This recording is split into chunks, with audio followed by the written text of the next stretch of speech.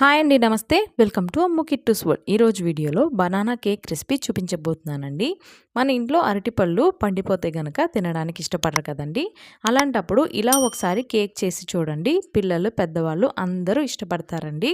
చాలా స్పాంజీగా అలాగే చాలా టేస్టీగా ఉంటుందండి ఈ బనానా కేక్. మరి ఎలా తయారు చేయాలో క్విక్గా చూసేద్దాం పదండి. ఇక్కడ నేను ప్రీహీట్ కోసం ప్యాన్ పెట్టానండి. ఇలాగా అడుగు మందంగా ఉన్న ప్యాన్ పెట్టుకొని సిమ్లోనే మూత పెట్టి పక్కన పెట్టుకోండి. ఇప్పుడు ఒక గిన్నె తీసుకొని ఇలాగ జల్లెడ పెట్టుకొని ఒక కప్పున్నర వరకు మైదా వేసాను.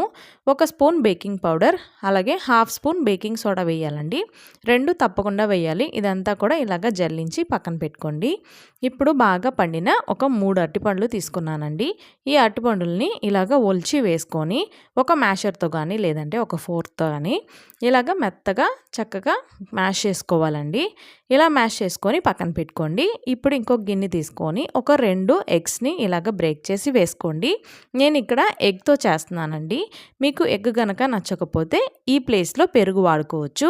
ఇప్పుడు ఇలాగ ఒకసారి బీట్ చేసిన తర్వాత షుగర్ పౌడర్ని వేస్తున్నానండి.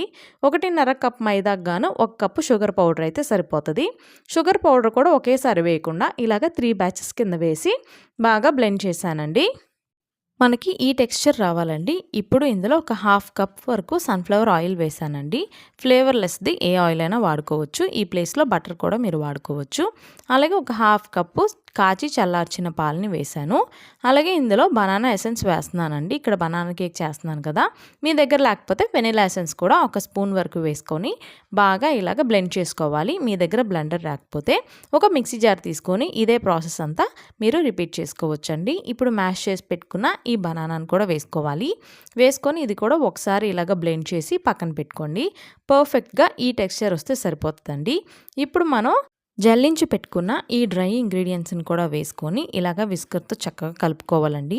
ఒకే డైరెక్షన్లో కలుపుకోవాలి, లేదంటే కేక్ ఫ్లఫీగా రాదు. ఈ టెక్స్చర్ వచ్చే వరకు కలుపుకొని పక్కన పెట్టుకోండి. ఇప్పుడు కేక్ బేక్ చేసుకోవడానికి ఇలాంటి టిన్ కానీ లేదంటే ఏ బౌల్ అయినా కూడా తీసుకొని ఇట్లా బటర్ పేపర్ వేసి కొంచెం ఆయిల్ అప్లై చేశాను. మీరు లేదంటే కనుక ఆయిల్ అప్లై చేసి కొంచెం మైదాని డస్ట్ చేసి కూడా వేసుకోవచ్చు. ఇప్పుడు ఈ బ్యాటర్ని అంతా కూడా వేసుకోవాలండి. మీకు నచ్చితే డ్రై ఫ్రూట్స్ అయినా కూడా ఇలాగా వేసుకోవచ్చు. నేను ఏది వేయట్లేదండి. ఇలాగ ట్యాప్ చేసి ప్రీహీట్ చేసిన ఈ ప్యాన్లో పెట్టుకోవాలి. నేను ప్రీహీట్ ఒక 10 నిమిషాలు చేశానండి. మనం ఈ బ్యాటర్ అంతా కలుపుకునేసరికి సరిపోతుంది. ఇప్పుడు ఇలాగ మూత పెట్టి పైన ఏదైనా బరువు పెట్టాక 35 మినిట్స్ పట్టిందండి నాకు ఈ కేక్ని బేక్ చేసుకోవడానికి. లో ఫ్లేమ్లోనే బేక్ చేసుకోండి. 35 మినిట్స్ తర్వాత ఇలా ఒక టూత్ పిక్తోని ఇలాగ చెక్ చేసుకుంటే ఆ టూత్ పిక్కి ఏమీ పిండి అతక్కపోతే ఇంకా కేక్ బేక్ అయినట్టేనండి. ఇప్పుడు ఈ కేక్ని చల్లారనివ్వాలి. అలాగే ఫ్యాన్ కింద చల్లార పెట్టకూడదండి.